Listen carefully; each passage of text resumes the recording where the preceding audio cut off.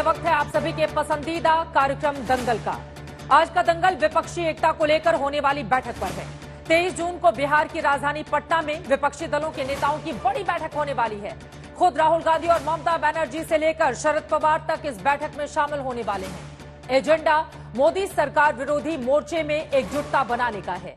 लेकिन इस बैठक में ऐसे नेता शामिल हो रहे हैं जो विचार के मुद्दे पर एक दूसरे के बड़े विरोधी हैं। जैसे ममता बनर्जी इस बैठक में होंगी तो सीताराम येचुरी भी होंगे। अध्यादेश पर केजरीवाल का साथ नहीं देने वाली कांग्रेस भी बैठक में होगी तो शरद पवार और नीतीश कुमार भी साथ होंगे। लेकिन विपक्षी दलों को उम्मीद है कुछ तो रास्ता निकल सकता है। उसी एकता के सूत्र की तलाश में, उसी एकता के मंत्र के लिए 23 जून को पटना में मंथन हो रहा है। इस चुनावी मंथन का क्या नतीजा रहता है ये तो बैठक के बाद ही पता चल पाएगा। लेकिन अब तक विपक्ष की ओर से की गई कोशिशों, उसके नतीजों और नेताओं के बयानों के बाद बड़े सवाल ये हैं कि क्या 23 जून की बैठक के बाद विपक्षी दल अपने प्रधानमंत्री पद के उम्मीदवार के नाम का ऐलान कर देगा?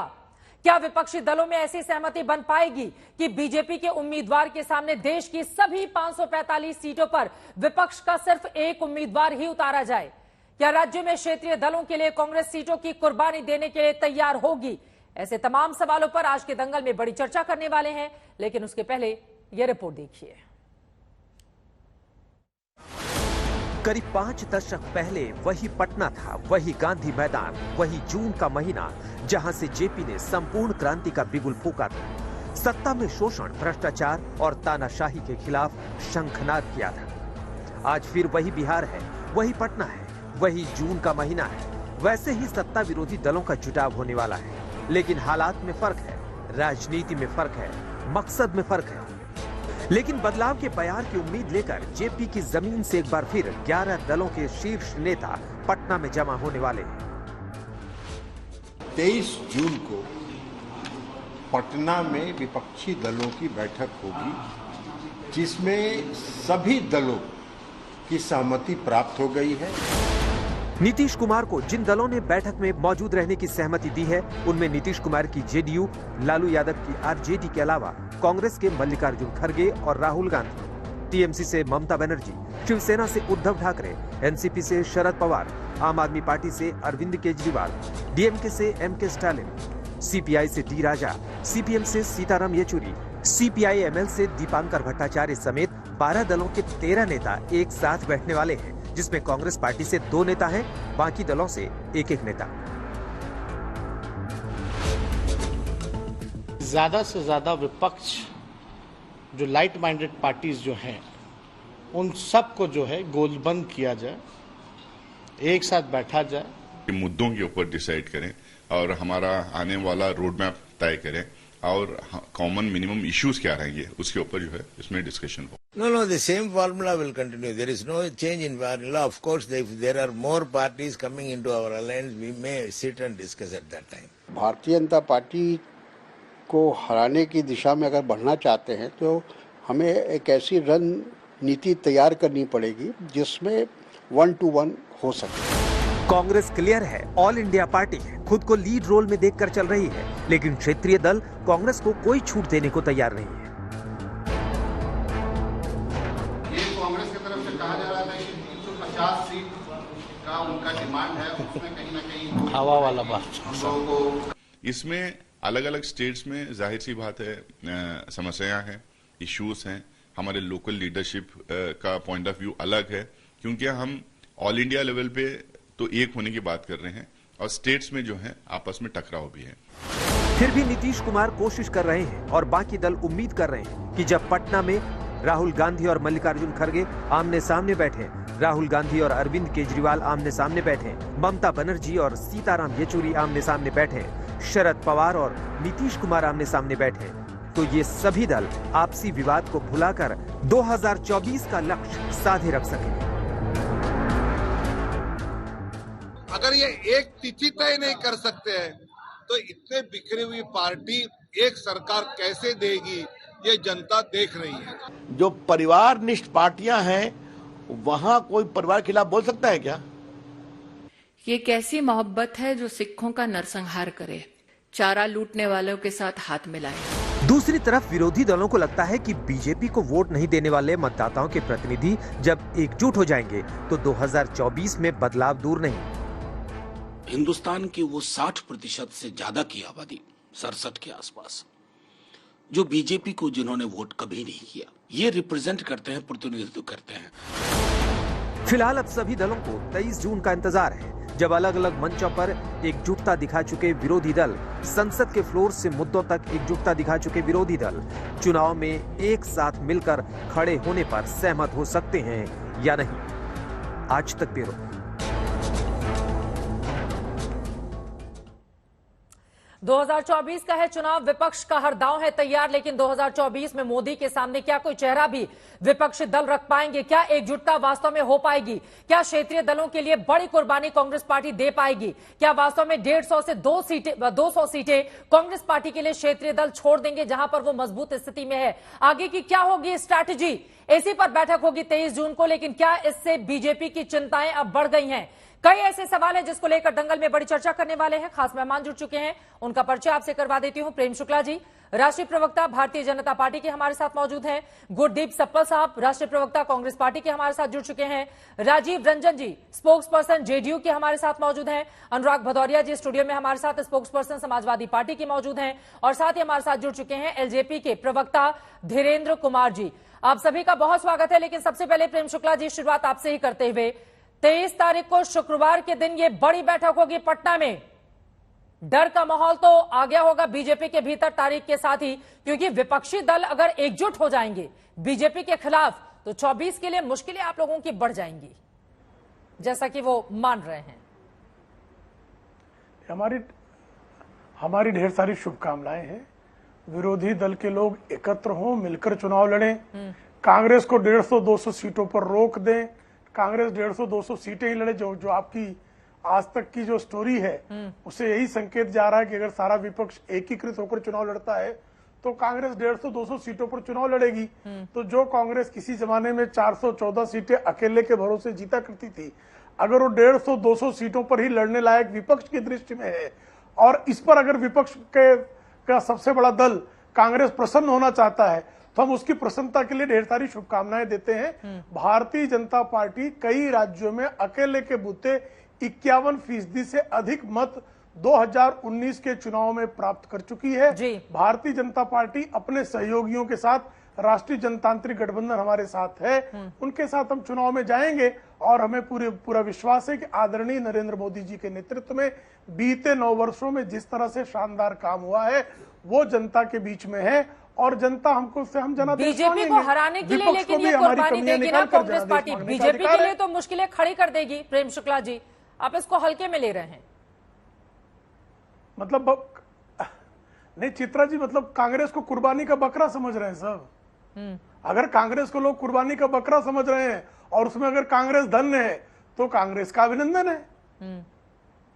गुरदीप सप्पल साहब, अब क्षेत्रीय दलों के साथ राज्यों में आप मुकाबले में रहते हैं। क्षेत्रीय दलों ने कई राज्यों से कांग्रेस का ऐसा सुपड़ा साफ कर दिया है जिसके बाद वहां पर वापसी भी कांग्रेस के लिए बेहद मुश्किल होगी। ऐसे में 150, 200 या 250 भी मान ले, इतनी सीटों पर कांग्रेस पार्टी लड़ेगी। वो बता रहे हैं 400 से ज्यादा सीटें जीतने वाली कांग्रेस का यह हाल हो गया है आज।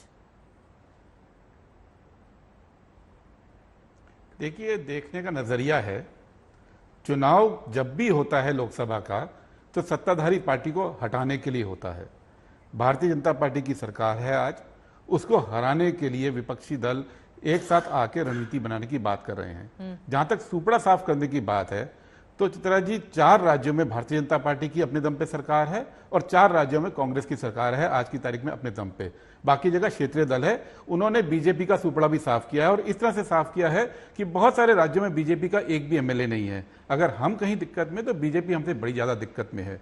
दूसरी बात, ये जो पूरा आपका प्रोग्राम के इंट्रोडक्शन में बात की गई कि बीजेपी को डर लग गया होगा, कौन सा व्यक्ति का चेहरा तय होगा, ये सबसे अलग मैं आपके दर्शकों को बताऊं कि ये जो बैठक हो रही है ये इसलिए हो रही है कि विपक्षी दल मिलकर एक कार्यक्रम देश के सामने रखें, क्योंकि भारतीय जनता पार्टी की नीतियों से ये देश त्रस्त है और हम लोग मिलकर देश के सामने एक नया रोड मैप रखने की बात कर रहे हैं। उस रोड मैप को डेवलप करने के लिए विपक्ष अब से काम नहीं कर रहा है, अब तो फॉर्मल तौर पे इकट्ठे सामने आ रहा है। लेकिन आप देखेंगे पिछले 2 साल से पार्लियामेंट के अंदर लगभग 19 पार्टियां हर मुद्दे के ऊपर कोऑर्डिनेशन करती हैं, हर मुद्दे के ऊपर इकट्ठे होकर लड़ती हैं। कभी 18 पार्टी, कभी 19 पार्टी, कभी 20 पार्टियां।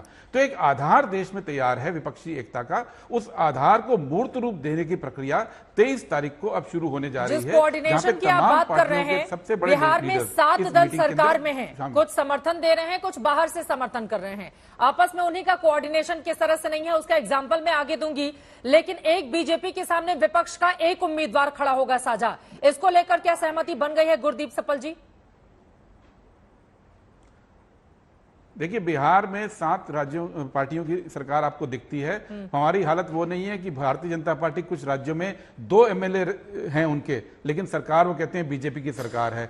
तो इस बात में नहीं जाइए। इस देश में गठबंधन का दौर आज से नहीं है, पिछले 25-30 साल से गठबंधन का दौर चल रहा है। और ये तमाम पार्टियां बोनाफाइड पार्टियां हैं, ये तमाम पार्टियां वो हैं जिसको देश की जनता वोट देती है। ये कोई पार्टियां किसी पे थोपी हुई पार्टियां नहीं है। और ये सब मिलकर कार्यक्रम बनाने की बात कर रही है। जहां तक चेहरे की बात है, जहां तक है कि 1:1 की बात है, अभी आप वेट कीजिए, क्योंकि प्रक्रिया शुरू हुई है। देश के सामने ये प्रक्रिया चलेगी और सब पार्टी मिलकर अपने कार्यक्रम तय करेंगी। आपसे और चाहूंगी, फिर बाकी मेहमानों के पास जाऊंगी।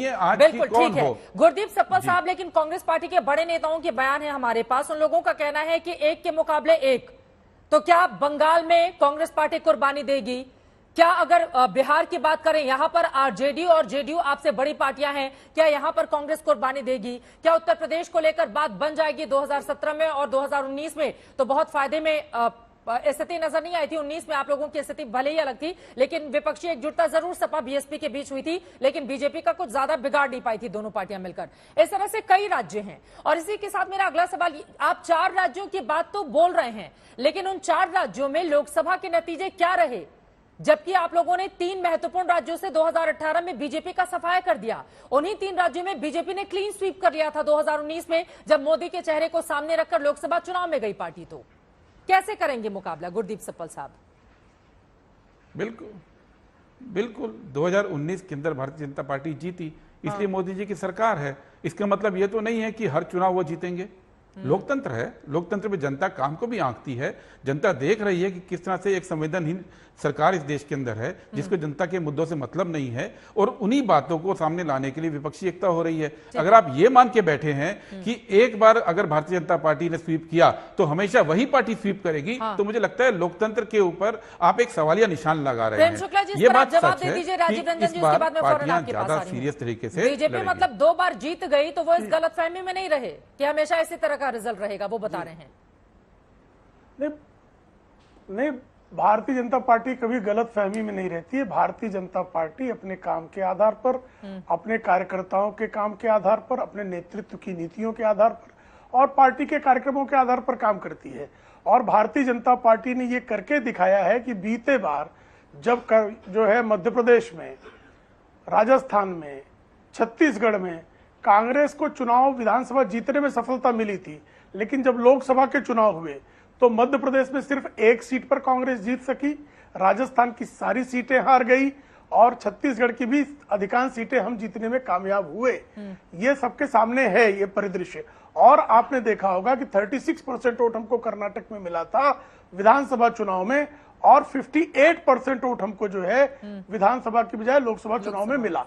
इसी तरह से उत्तर प्रदेश में सपा बसपा आरएलडी, सपा बसपा आरएलडी और कांग्रेस, इनका स्ट्रेटेजिक गठबंधन होने के बावजूद अमेठी तक की सीट, जो पारंपरिक सीट थी कांग्रेस की, जिसको गढ़ माना जाता था, उस सीट पर भी श्रीमान राहुल गांधी की दारुण पराजय हुई और उनको वायनाड भाग जाना पड़ा। और उत्तर भारत के लोगों के प्रति उनके मन में द्वेष का भाव तभी से है। इसलिए केरल में जाकर कहते हैं कि उत्तर भारत के लोगों के बारे में विपरीत टिप्पणियां करते हैं। राम पुत्रों को रोम पुत्र जो है कलंकित और अपमानित करने का कोई भी अवसर नहीं छोड़ता। ये देश जानता है भली भांति। गुरदीप जी 2 लाइन में इसका जवाब दे दीजिए। राजीव जी और फिर अनुराग, मैं फौरन आपके पास भी आ रही हूँ। धीरेन्द्र जी आपके पास भी। कुछ नहीं, जवाब तो सादा सा है। चिंता भारतीय जनता पार्टी को करनी है। सारी सीटें उत्तर भारत में उनके पास है, गुजरात में सारी सीटें जीते, राजस्थान में सारी जीते, हरियाणा में जीते, दिल्ली में जीते, उत्तराखंड में जीते। तो सवाल आज ये नहीं है कि अरिथमेटिक क्या है, सवाल ये नहीं कि केमिस्ट्री क्या है, जो भारतीय जनता पार्टी की शब्दावली है ना कि हमारी अरिथमेटिक ठीक है, हमारी केमिस्ट्री ठीक है। सवाल आज है कि साइकोलॉजी क्या है।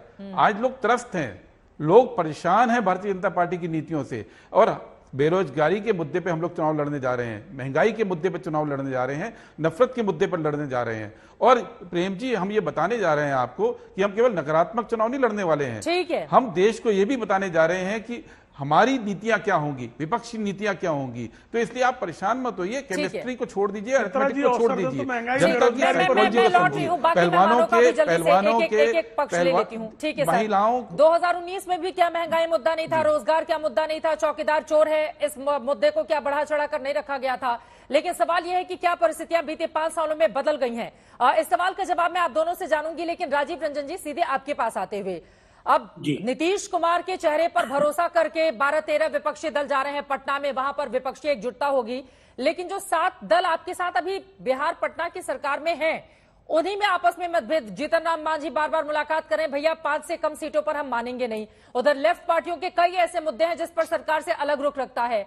आरजेडी पर भी हम लोगों ने देखा है, जेडी और आरजेडी पर भी कई मुद्दों में मतभेद की स्थिति पैदा हो जाती है। तो अभी 7 को तो संभाल नहीं पा रहे हैं, और नीतीश कुमार को लेकर भी दरअसल पसुपेश की स्थिति है अभी कि कब वो कहां मुड़ जाएंगे, क्या होगा आगे। राजीव रंजन जी, देखिए, सबसे पहले बिहार के गठबंधन ने देश को कहीं ना कहीं विपक्ष एकजुट हो सकता है इसका संदेश दिया। गठबंधन में कई बार कई प्रश्नों पर असहमति हो सकती है, ये चाहे राष्ट्रीय जनतांत्रिक गठबंधन हो या यूनाइटेड प्रोग्रेसिव अलायंस, ऐसे प्रश्न कभी कभी उभरते हैं, लेकिन नेतृत्वकर्ता कहीं ना कहीं सामंजस्य बिठाने में अगर सक्षम है, उसका गठबंधन की राजनीति को लेकर के अनुभव कहीं ना कहीं काम करता है। और इसीलिए बिहार में सब कुछ बिल्कुल ही सहज है, बेहतर सामंजस्य है, सरकार जनता से किए वायदों को पूरा करे। अब सवाल ये है कि 23 जून, और आपने इंट्रो में एक स्टोरी के जरिए ये बता दिया है कि ये जून का महीना है, और उस समय जब अधिनायकवाद के खिलाफ लोकनायक जयप्रकाश नारायण ने संपूर्ण क्रांति का आह्वान किया, और जिस तरह से व्यवस्था की चूल्हे हिली, देश में आज कई ऐसे राजनीतिक दल व्यवस्था थी। नहीं, अब मुझे बोल लेने दीजिए, आपके सवालों का भी जवाब दूंगा मैं। बिल्कुल दूंगा। जिस व्यवस्था के खिलाफ उन्होंने बातें की, उसके कई ऐसे दल उस आंदोलन के गर्भ से निकले जो देश के अलग अलग राजनीतिक दलों के आज या तो सर्वे सर्वा हैं या कहीं ना कहीं उनकी विचारधारा पर वो दल चल रहे हैं। ये दक्षिण भारत में भी ये दल हैं, और उत्तर भारत से लेकर के जो पूर्वी भारत है, इन सभी स्थानों पर उन दलों का प्रभाव है। अब मैं एक बात कहना चाहूंगा, इस बात को नकारा नहीं जा सकता है कि कांग्रेस के खिलाफ ये आंदोलन हुआ है, लेकिन जब स्थितियां असाधारण थी, तो देश की जनता ने कांग्रेस के खिलाफ एकजुट होकर के न केवल इन दलों का साथ दिया, मतदान भी किया। आज वैसे ही असामान्य स्थितियों की ओर देश चला गया, और भारतीय जनता पार्टी ने उस दौर में की गई जो भी गलतियां थी, उससे कई 100 गुना बड़ी गलतियां थी। इसलिए आज भारतीय जनता पार्टी के खिलाफ अगर ये सब दल एकजुट हुए, जहां राष्ट्रीय सुरक्षा का सवाल, आप कहेंगे कि 2019 में जीत गए, तो मैं तो कहूंगा 50 साल से ज्यादा देश में कांग्रेस ने शासन किया, उन्हें तो कभी सत्ता से बाहर जाना नहीं चाहिए। देखिए, ये लोकतंत्र है और जनता मालिक है। जनता को अगर ऐसा लगता है कि नरेंद्र मोदी जी के खिलाफ वोट करना है, मुद्दे हल करने में नरेंद्र मोदी जी की सरकार अगर विफल रही है, ठीक है, लोकतंत्र का अपहरण हो रहा हो, अगर लोकतांत्रिक संस्थाएं संक्रमण का शिकार हो रही हो, न्यायपालिका के पर कतरे जा रहे हो, केंद्रीय मंत्री न्यायपालिका के खिलाफ जम करके भाषण दे रहे हैं, ठीक है सर, आपकी बात समझ में आ गई है। आजादी पर जिस समय आप लोग विपक्ष एकजुटता कर रहे होंगे, प्रधानमंत्री नरेंद्र मोदी उस समय विदेश में होंगे, और अमेरिकी कांग्रेस में दोनों सदनों को संबोधित करने का ऑफर भी है, और अमेरिका की ओर से ये कहा गया है कि हिंदुस्तान एक जीवंत लोकतंत्र है। इसकी एक ये भी तस्वीर है। लेकिन प्रेम शुक्ला जी, उन्होंने कई अहम मुद्दे उठाए हैं। उन्होंने कहा है कि कांग्रेस पार्टी 50 साल से ज्यादा तक शासन में रही, उसको भी जाना पड़ा, तो बीजेपी भी अगर सोच रही है कि हम 9-10 सालों से शासन में हैं और कभी नहीं जाएंगे, तो फिर जनता ही जनार्दन है। नहीं, जनता निश्चित तौर पर जनार्दन है, इसलिए जनता ने जनादेश दिया, पलटू राम पलट गए। जनता को धोखा किसने दिया? नीतीश कुमार जी ने धोखा दिया। नरेंद्र मोदी जी ने कहीं भी या भारतीय जनता पार्टी ने कहीं भी जनता के साथ विश्वासघात नहीं किया है। और इंदिरा गांधी के कार्यकाल में सारे विपक्ष के नेताओं को बिना किसी दोष के जेल में बंद कर दिया गया था।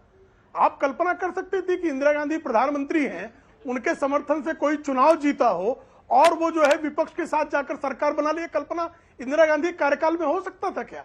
90 से अधिक सरकारों को, जिनको विधानसभा में पूर्ण बहुमत था, उसको कांग्रेसियों ने अनुच्छेद 356 का दुरुपयोग करके बर्खास्त कर दिया।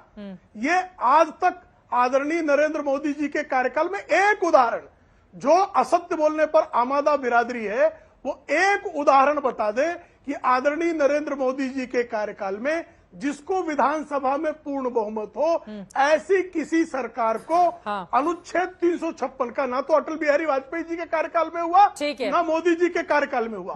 लेकिन कांग्रेस के कार्यकाल में 90 से अधिक सरकारें हैं। तो अलोकतांत्रिक कौन है, अधिनायकवादी कौन है, देश की जनता जानती है। पलटू रामों से पूछ के जो है देश की जनता ये तय नहीं करेगी। ठीक है। और साथ ही बीजेपी बार बार ये भी कहती है कि मेंढक की तरह है ये जितने भी क्षेत्रीय दल हैं, मुझे तराजू में कभी आ ही नहीं सकते हैं। एक कोई आएगा, दूसरा छिटक कर उधर चला जाएगा। हाँ, तो आप समझ गए इसके मतलब कि 23 जून एक बार इन लोगों की भी बात हो जाए। एक बार 2 लोग और हैं, बिल्कुल नहीं बोले। एक बार अनुराग, इसके मतलब मैं आपकी बात समझ गया। तब इसके मतलब 23 जून आवत बा, बीजेपी के चिंता बढ़त बा, खलबली मचत बा। अब यही उनकी बात से लग रहा है ना, यही कह रहे हैं कि ये भाग जाएंगे, वो हट जाएंगे। आपको क्या चिंता भाई? आपको जनता ने चुना कि आप जनता की चिंता कीजिए, तो आप विपक्ष की चिंता कर रहे हैं कि कौन रुकेगा कौन नहीं रुकेगा। आपको जनता को धोखा किसने दिया? जनता को धोखा तो आपने दिया, क्योंकि आपने जो जनता से वायदे किए थे कि आपने पूरे कर दिए। आपने कौन सा वादा पूरा किया? एकजुटता तो करके आप देख चुके हैं। क्या हुआ उत्तर प्रदेश में? यही 2017 में कांग्रेस पार्टी के साथ गए, 19 में बीएसपी के साथ गए, क्या मिला? तो मिलेगा 24 में। चिंता मत कीजिए, 24 में जनता ने तय किया है। इस बार चुनाव जनता और बीजेपी के बीच में होगा। 17 और 19 का जनता और बीजेपी के बीच में चुनाव होगा, क्योंकि जनता ने बहुत दिन तक इंतजार किया। इन्होंने बहुत वादे जनता को, हमेशा नए नए वादे में जनता को देते गए, क्योंकि हिंदुस्तान है ना। हिंदुस्तान प्यारा देश है। कोई भी कुछ कहता है हिंदुस्तानी सोचते हैं चलो ये सही बोल रहे होंगे। इन्होंने हमें 2 करोड़ रोजगार के लिए बात की है तो ये जरूर देंगे। इन्होंने अगर कहा है कि सिलेंडर सस्ता होगा तो वाकई जरूर सस्ता होगा। अगर रुपया मजबूत होगा तो वाकई मजबूत होगा। इन्होंने कहा था कि हम आएंगे तो महंगाई खत्म कर देंगे, तो वाकई होगी। जनता ने सोचा था। अब जनता के साथ इन्होंने क्या किया है कि जब इनसे जनता के मुद्दों पे बात करो तो विपक्ष के मुद्दों पे बात करने लगते हैं। सुनिए 22 में ये मुद्दे आप गिना चुके हैं उत्तर प्रदेश में। जनता के मुद्दों पे जब भी उनसे बात, 17 में, 19 में, 22 में ये मुद्दे क्या नहीं गिनाए हैं अनुराग भदौरिया आपने? बोल बोल के वो खुशनमी पाले हुए हैं, खुशफहमी पाले हुए हैं कि आपने तो मुद्दे तब भी गिनाए थे। यही मुद्दे हैं असली, जिस मुद्दों से आप भागते हो, जिस मुद्दों पे आप बात नहीं करना चाहते हो, जिन मुद्दों पे आप चर्चा नहीं करना चाहते हो। आप कब चर्चा करते हो जरा मुझे बता दीजिए। जब भी आप देखो कहीं भी भारतीय जनता पार्टी के नेता कुछ बोल रहे होंगे तो एक नए तरीके की वो लेके आते हैं। नहीं, मैं आपको एक सेकंड सर, मैं आपसे ये समझना चाह रही हूँ, क्या फायदा हो जाएगा समाजवादी पार्टी को? बीएसपी और समाजवादी पार्टी दोनों के अपने वोट बैंक, जातीय, क्षेत्रीय, हर समीकरण के साथ आपस में जुड़े। 2019 में क्या हुआ? कुल 15 सीटें, जिनमें से 10 मायावती जी को और 5 आप लोगों को मिली, जिनमें से 2 उपचुनाव आप हार चुके हैं। अब इसमें कांग्रेस पार्टी भी अगर शामिल होती 2019 में, क्या हो जाता आप लोगों को? जबकि आप लोगों ने रायबरेली की सीट छोड़ी थी, सपा और बसपा ने छोड़ दी थी उनके लिए। अबे तो पता ही सबको, तो मुझे बोलने तो दीजिए। तो हासिल क्या हुआ? वही मैं आपको तो इसमें नया क्या आ जाएगा? मैं ये जानना नया ये आ रहा है कि देश में इस बार देश के मुद्दों पे चुनाव होंगे, राष्ट्र के मुद्दों पे चुनाव होंगे। भारतीय जनता पार्टी राष्ट्र के मुद्दों पे चुनाव लड़ना नहीं चाहती है। अब इस बार जब पूरा राष्ट्र की बात है ना ये, इसलिए विपक्ष एक साथ आया। मैंने आपसे क्या बोला? हमारे मतभेद हो सकते हैं, हमारी वैचारिक मतभेद हो सकते हैं दलों के, लेकिन हमारे मनभेद नहीं है। जहां राष्ट्र की बात आएगी वहां एक साथ खड़े होंगे। आएगी ना, यहाँ पर उत्तर प्रदेश में क्या हाल है? बीएसपी भी इस बार तो आपको भाव देने को तैयार नहीं है, तो कांग्रेस और सपा मिलकर बीजेपी का कितना नुकसान कर लेंगे, मैं ये जानना चाह रही हूँ। बात फिर आप उसमें नुकसान फायदे पे आ गए। हम कह रहे हैं कि हम जनता के फायदे की बात कर रहे हैं, हम जनता के फायदे की बात कर रहे हैं। और जनता के फायदे की, देखिए किसका नुकसान हो रहा है ये समाजवादी चिंता नहीं कर रही है। 2022 में हम जनता के फायदे की बात कर रहे हैं कि जनता को फायदा कहां होगा। जनता को फायदा जब ही होगा जब जनता यहां से भारतीय जनता पार्टी को सत्ता से हटाएगी, क्योंकि जनता ने जिस मुद्दों पे भारतीय जनता पार्टी को सत्ता दी थी वो मुद्दे तो भारतीय जनता पार्टी सुन नहीं रही है। तो अब जनता ने तय किया है ना, इसलिए हम जनता के फायदे के लिए लड़ रहे हैं। आपको हो सकता है कि भारतीय किसके फायदे के लिए लड़ रहे थे? मैं कह रहा हूं 2022 में यूपी में किसके फायदे के लिए लड़ रहे थे? हम जनता के लिए लड़ते हैं और तो फिर जनता आपको फिर जनता के लिए लड़ रहे हैं। अरे लड़ेंगे जनता के लिए। जनता समझ चुकी है, अब जनता समझ गई है कि भारतीय जनता पार्टी उनके फायदे की बात नहीं करती है, वो अपने फायदे की बात करती है। भारतीय जनता पार्टी सत्ता की तो बात करती है लेकिन जनता के फायदे की बात नहीं करती है। हम विपक्ष में बैठे हम लोग हमेशा जनता कांग्रेस का हाथ मतलब साइकिल का हैंडल पकड़ने के लिए यूपी में तैयार रहे। देखिए ये कांग्रेस का हाथ या दूसरे का साथ, इसकी चिंता करने की जरूरत भारतीय जनता पार्टी को क्यों है भाई? आप मजबूत है तो आप अपनी चिंता करो, आप हमारी चिंता क्यों करते हो? जिसके मतलब आप कमजोर हो चुके हो। जब आप दूसरों की चिंता करने लगते हो तो समझो कि कहीं ना कहीं भारतीय जनता पार्टी कमजोर हो चुकी है। इसीलिए वो जानती है कि पटना में किसकी चिंता के लिए चिंतन बैठक होने जा रही है? जनता की चिंता के लिए, लोकतंत्र की चिंता के लिए। संविधान बचाना है, लोकतंत्र बचाना है, देश को बचाना है, जनता को, किसानों को फायदा पहुंचाना है। जीवंत लोकतंत्र है, नहीं जीवंत तो है, तो उसको और जीवंत बनाना है। भाई अब जब अमेरिका मोदी के नेतृत्व में जीवंत लोकतंत्र है, ये कहा है। दिक्कत ये है कि हमेशा बात व्यक्ति की होती है, देश की बात कर रहा हूं मैं भारतवर्ष की बात कर रहा हूं, मैं जनता की बात कर रहा हूं। और जनता से देश का कोई प्रधानमंत्री हो वो हमारे लिए सम्मानित है। आज मोदी जी हैं, सम्मानित हैं। देश का प्रधानमंत्री तो देश का प्रधानमंत्री होता है, कोई भारतीय जनता पार्टी के प्रधानमंत्री तो है नहीं। धीरेन्द्र कुमार जी, लेकिन जब मुद्दों पर चुनाव होगा तो फिर आप लोगों को हार का मुंह देखना पड़ेगा। बोल रहे हैं अनुराग भदौरिया कि जनता के मुद्दों पर 2024 का चुनाव होगा और बुरी तरह से पराजय होगी सत्ताधारी पार्टी की। धीरेन्द्र कुमार जी। चित्रा जी, अनुराग जी को ये पता नहीं है, महंगाई का मार तो जनता एक बार बर्दाश्त कर लेगी कि गुंडा का वसूली तो नहीं बर्दाश्त कर पाएगी। ये लोग क्या बोलेंगे गुंडों को प्रश्रय देने वाले? सबसे पहली बात मैं बताना चाहता हूं कि अगर जनता मोदी जी को हटाना चाहती तो इन लोगों को एक होने की आवश्यकता नहीं थी। जो लोग भी मजबूत हैं, चाहे वो उड़ीसा के मुख्यमंत्री जी हो या केसीआर हो, ये लोग कहाँ विपक्षी एकता की बात कर रहे हैं? ये लोग जान रहे हैं कि मुझे जितनी ताकत है मैं अपनी ताकत से चुनाव जीत के आऊंगा। अब रही कि जो किसी के हो नहीं सके, नीतीश कुमार वो बोल रहे हैं कि सब लोग तुम मेरे हो जाओ। और अभी जदयू के प्रवक्ता ने कहा कि ये संपूर्ण क्रांति की जगह है बिहार। जरूर है, जेपी के आंदोलन को कोई भूल नहीं सकता, लेकिन फिर से ये लोग ठगने का काम कर रहे हैं। इस बार ना संपूर्ण भ्रांति की ये बनने वाली है गांधी मैदान, जहां पर इन लोग एक मंथन करके चले आ रहे हैं। ये बैठक बिल्कुल भारत पाकिस्तान की बैठक की तरह है कि पहले हम लोग एक जगह बैठो। अभी स्थिति इन लोगों को तो एक जगह बैठने की भी नहीं। और कांग्रेस, सही आप लोगों ने अपनी रिपोर्ट में बताया ना कि कांग्रेस कितना त्याग करेगी। इन लोगों के पास खोने के लिए क्या है? नीतीश कुमार के लिए पास क्या है खोने के लिए बिहार में? उनको तो जो मिलना है वो फायदे होना है। अब देखिए ना, ये लोग विपक्षी एकता की बात कर रहे हैं। आज बिहार में कहीं भी आप देख लीजिएगा कि नीतीश कुमार जी का कोई ऐसा अभी तक तो आप दलों की बात करते हो। मैं दलों की बात नहीं कर रहा हूँ। जनता की कब बात करोगे? जनता आपको सुनना चाहती है कि आप जनता को क्या नया देने वाले हो, बताइए ना। आप दल की चिंता कर रहे हो। आप उस तरह से मत करिए ना। अभी केजरीवाल जी आपके सामने है। अरे भाई, फिर आप केजरीवाल पे चले गए। अरे जब आपको उत्तर प्रदेश से दिल्ली नजर आ रही है, हमारी चिंता छोड़ो, हम अपनी चिंता की बात ही नहीं कर रहे। मैं जनता की चिंता की बात कर रहा हूँ। आप मेरी चिंता करते हो। हमने तो आपको वोट नहीं दिया था प्रभु, ना हमने आपकी सरकार बनाई थी, जनता ने बनाई थी। तो जनता के ऊपर 2 शब्द बोल दो। महंगाई नहीं है, मैं मान जाऊंगा महंगाई नहीं है। बोल दीजिए रुपया नहीं, बोल दीजिए रुपया मोटा हो गया, मैं मानूंगा। बोल दीजिए नीतीश कुमार जी किस हैसियत से बुला रहे हैं? अभी तो उनके लोग इसका कवायद कर रहे हैं जनता की बात एक शब्द नहीं बोला। आयोजक मंडल जो है इनको संयोजक बनाने का जनता की बात करो ना। अनुराग जी, आप किसानों की बात करो, महिला समस्या की बात करो, युवाओं की बात करो, एक पहलवान नहीं हो सकता ना। स्वास्थ्य की बात करो, शिक्षा की बात करो, तो आप हमारी बात कर रहे हो भाई। लोग कहते हैं कि मुख्यमंत्रियों, प्रधानमंत्री छोड़िए मुख्यमंत्री को, आप अपना बताइए कि आप ठीक है। ये तो मैं तो जारी रहेगी, लेकिन सत्ता पक्ष और विपक्ष की ओर से इस विपक्षी एकजुटता को लेकर किस तरह के सवाल खड़े किए जा रहे हैं, पहले सुन लेते हैं दोनों ही पक्ष के नेताओं को, उसके बाद चर्चा में आगे बढ़ेंगे। क्या दावे किए जा रहे हैं दोनों पक्षों की ओर से, सुनिए। ये कैसी मोहब्बत है जो सिखों का नरसंहार करे। ये कैसी मोहब्बत है जो कोयला लूटे, चारा लूटने वालों के साथ हाथ मिलाए। ये कैसी मोहब्बत है जो सिंगोल का अपमान करे।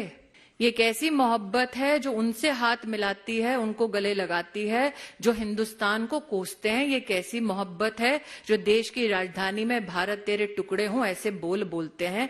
ये कैसी मोहब्बत है। डरे हुए हैं 24 को लेकर के, उसलिए अभी समझ में नहीं आ रहा है क्या करें। और आप लोग सब लोग जान रहे हैं, अभी कर्नाटका हारे, उससे पहले हिमाचल प्रदेश हारे, आने वाला छत्तीसगढ़ हारेंगे, राजस्थान हारेंगे, मध्य प्रदेश हारेंगे, हरियाणा हारेंगे, दिल्ली हारेंगे, झारखंड हारेंगे। लगभग 15 पार्टियां हैं और कांग्रेस पार्टी के सभी पार्टी के ऐसा कोई नहीं है कि कोई रिप्रेजेंटेटिव आ रहा है। जो आ रहा है लीडर आ रहा है। ये आपको बताते चले कि उन बीजेपी के लिए कहा जा रहा है दरअसल कि कौन कौन से राज्य बीजेपी हारने वाले हैं। लेकिन यहां पर जल्दी से एक सवाल मैं ले लेती हूं सप्पल साहब आपसे। अब सवाल यह है गुरदीप सप्पल जी कि कांग्रेस पार्टी को क्या अध्यादेश के मुद्दे पर समर्थन दे रही है कांग्रेस आम आदमी पार्टी को? चित्रा जी, अध्यादेश का मुद्दा पार्लियामेंट जब सत्र होगा उसमें आएगा। उसमें खरगे जी जो कि नेता प्रतिपक्ष हैं वो सभी पार्टीज की मीटिंग भी बुलाएंगे और उसमें ये मुद्दा डिस्कस होगा। अभी पार्लियामेंट का सेशन नहीं होने जा रहा है, उसमें सभी पार्टियों की सहमति से कांग्रेस पार्टी भी अपना बात रखेगी और जो तय होगा वो जैसे पिछले 2 साल में संपूर्ण विपक्ष तय करता है उसी पद्धति पे हम इस बार भी चलेंगे। अभी जो सवाल है वो अध्यादेश का नहीं है, अभी सवाल है कि क्या भारतीय जनता पार्टी की सरकार को हराने के लिए विपक्षी एकता की जरूरत है और सभी पार्टीज का ये कहना है कि ये एकता की जरूरत है। यही तो अरविंद केजरीवाल भी सर आपसे पूछ रहे हैं, खुले रूप से अपनी सहमति दी है। गुरदीप सप्पल साहब, शायद हो सकता है एक बड़ी वजह पटना जाने के पीछे ये भी हो, लगातार मल्लिकार्जुन खड़गे राहुल गांधी से वो समय मांग रहे हैं लेकिन अभी तक समय मिला नहीं है अरविंद केजरीवाल को, तो हो सकता है मुलाकात हो जाए और पटना में कुछ बात हो जाए। मैं इस बात में ये बता दूं कि इस देश में चित्रा जी देश में राजनीतिक दल दो हिस्सों में है। विपक्ष के राजनीतिक दल, एक वो दल हैं जो कांग्रेस के साथ आज एलाइज हैं और 6 वो पार्टीज हैं जो कांग्रेस के एलाइज नहीं हैं, जिसमें आम आदमी पार्टी है, जिसमें तृणमूल कांग्रेस है, जिसमें समाजवादी पार्टी है, जिसमें टीआरएस जो अब बीआरएस बोलते हैं वो है, जिसमें वाईएसआरसीपी है और नवीन पटनायक जी की बीजेडी है। तो जो मीटिंग हुई थी कांग्रेस अध्यक्ष खड़गे जी के घर पे, जिसमें कि राहुल गांधी जी थे, नीतीश कुमार जी थे, तेजस्वी जी थे, उसमें स्पष्ट रूप से ये सहमति बनी थी कि कांग्रेस पार्टी अपने सभी सहयोगी दलों को इस विपक्षी एकता की मीटिंग के लिए तैयार करेगी और जो हमारे सहयोगी नहीं हैं उनसे नीतीश कुमार जी बात करेंगे। हाँ। आपने पिछले 1 महीने में देखा कि दोनों नेताओं ने, कांग्रेस प्रेसिडेंट ने और नीतीश कुमार जी ने अपने अपने सहयोगियों से बात की है और अब सारे के सारे 23 तारीख को इकट्ठा हो रहे हैं आगे की बातचीत करने के लिए, कार्यक्रम बनाने के लिए। बहुत सीधा सिंपल सा सवाल है, इसमें कहीं कोई उलझाव नहीं है, कहीं कोई कंफ्यूजन नहीं है। ये 1 साल पहले जो भी इसकी तैयारी शुरू हुई है देश के सामने है और हम देश के सामने कार्यक्रम रखना चाहते हैं। लेकिन कुछ शहरों ने दूरी भी बनाकर रखी हुई है सप्पल साहब, हम दिखा रहे हैं नवीन पटनायक ओडिशा में मजबूत है, वो आपसे दूर हैं, असदुद्दीन ओवैसी तेलंगाना में मजबूत हैं, वो दूर हैं, फारूक अब्दुल्ला जम्मू कश्मीर में, वो जगन मोहन रेड्डी आंध्र प्रदेश में जिनकी सरकार है और इनको बुलाया भी नहीं गया है। के चंद्रशेखर राव पिछली बार पहुंचे थे पटना में, मुख्यमंत्री से मुलाकात भी हुई थी, लेकिन इस बार सुनने में आ रहा है कि बुलाया ही नहीं गया है। तो इन दलों को क्यों नहीं बुलाया गया है, ये भी तो सवाल है ना। क्या कांग्रेस पार्टी ने मना कर दिया है कि इनके साथ चूंकि हमारा मुकाबला होना है, के चंद्रशेखर राव के साथ तेलंगाना में आमने सामने की फाइट होगी बीजेपी के साथ, बीजेपी, केसीआर और कांग्रेस पार्टी, तो भैया इन लोगों को मत बुलाओ, नुकसान हो जाएगा वहां पर। मुझे लगता है कि थोड़ा सा जानकारी की कमी है। आपको ये किसने कहा कि किसको बुलाया किसको नहीं बुलाया? हाँ। आमना सामना तो हमारा ममता बनर्जी की पार्टी तृणमूल कांग्रेस से भी है, आमना सामना तो हमारा सीपीआईएम के साथ भी है केरल के अंदर, आमना सामना तो हमारा आम आदमी पार्टी के साथ भी है पंजाब में और दिल्ली में। तो आमना सामना जिन पार्टियों से है वो पार्टीज भी आ रही हैं। ये जो पूरा का पूरा आपने अभी बोला है वो केवल अपूर्ण जानकारी के आधार पे बोला है। अभी वेट कीजिए, पूर्ण जानकारी आप दे दीजिए, इसीलिए आपको बिठा के रखा है सर। पूर्ण जानकारी आप दे दीजिए, हो सकता है जानकारी मेरी कम हो या गलत हो। पूरी जानकारी क्या है? कुछ जानकारियां वक्त के साथ देश के सामने आती रहेंगी। केसीआर को बुलाए हैं आप? तारीख के अंदर जानकारी ये है, केसीआर को बुलाए हैं? 23 तारीख को पहली मीटिंग, 23 तारीख को इसकी जिम्मेदारी नीतीश कुमार जी को दी गई है। वो नीतीश कुमार जी वक्त आने पे बताएंगे सर, देश आपको भी को। तो जानकारी नहीं है अभी ना फिर? की जानकारी हम आपको बिल्कुल तो स्पष्ट नीतीश बता रहे कुमार हैं की कि पार्टी के 23 अध्यक्ष तारीख की ओर से जो 23 जानकारी तारीख दी को गई है हम वही चला रहे हैं। मीटिंग है। ललन सिंह ने बकायदा प्रेस कॉन्फ्रेंस की थी और बताया था कौन कौन आ रहे हैं, कौन कौन नहीं आ रहे हैं। 23 तारीख को जो जिन पार्टीज ने कंफर्म किया है वो पार्टीज आ रही हैं। मैंने आपको पहले बताया कि जिन पार्टीज का आपने नाम लिया उन सबके साथ संपर्क साधा गया है। जो पार्टीज इसमें शामिल हो रही हैं उनके नाम हमने डिक्लेयर किए हैं और 23 तारीख को पहली मीटिंग हो रही है। ये आखिरी मीटिंग नहीं है, विपक्षी एकता की पहली मीटिंग है। चुनाव से एक साल पहले हो रही है। सर, एक साल बाद तो रिजल्ट आ जाएंगे। 250 दिन ही तकरीबन बाकी है। 250 दिन ही तकरीबन बाकी है और मुझे वो तस्वीर भी याद आती है जब केसीआर पटना पहुंचे थे और सबसे पहले विपक्षी एकजुटता की कवायद उन्हीं की ओर से शुरू की गई थी। लेकिन वही केसीआर इस बार पटना नहीं पहुंच रहे हैं।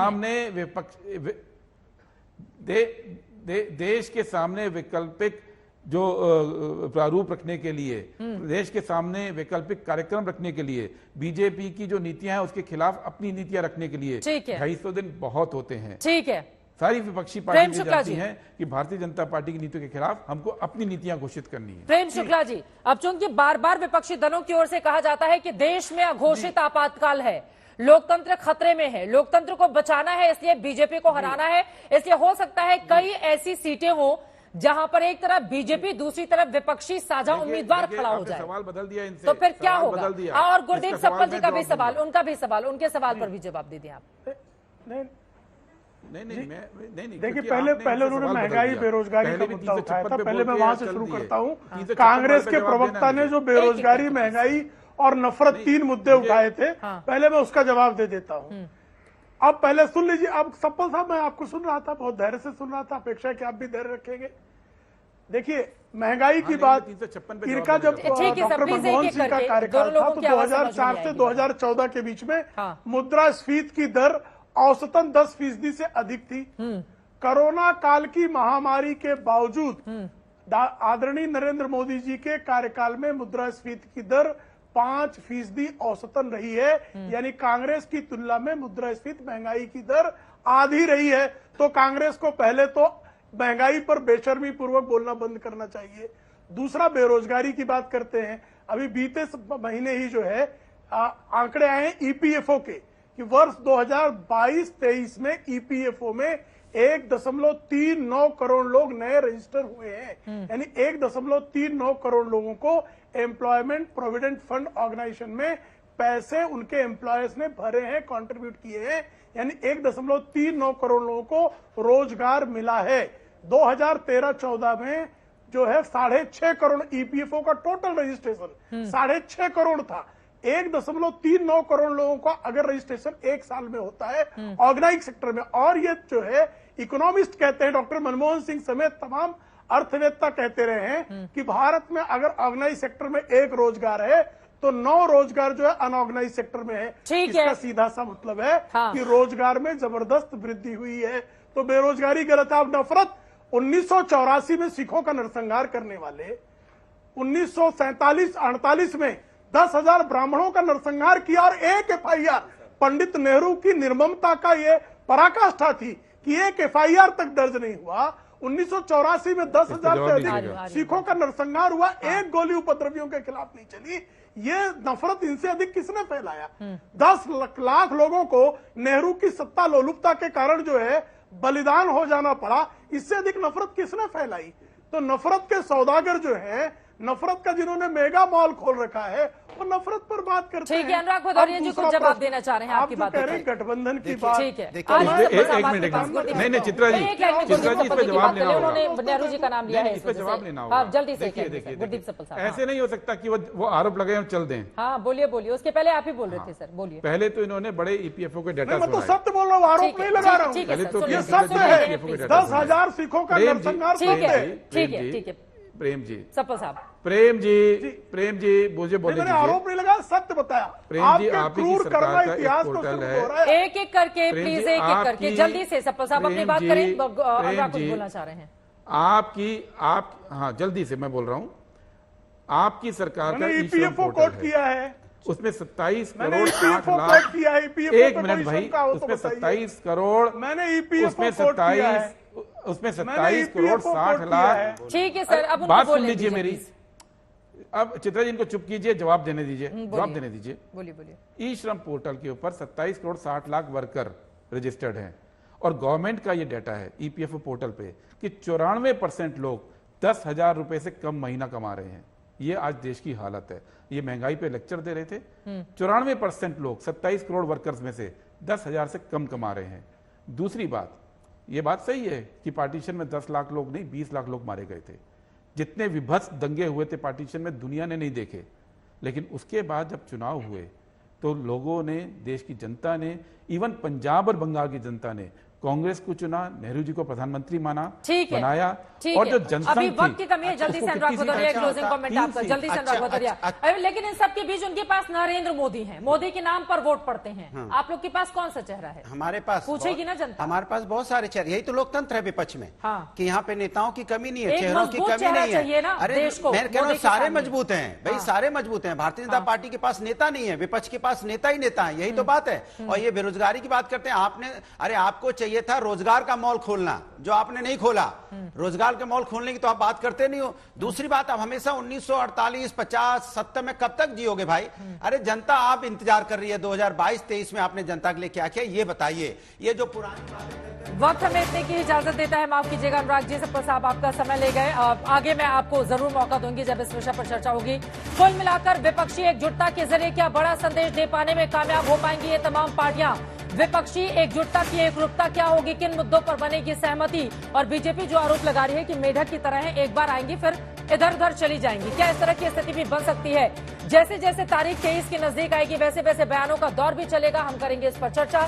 दंगल में अभी के लिए बस इतना ही। देश और दुनिया की तमाम खबरों के लिए आप देखते रहिए।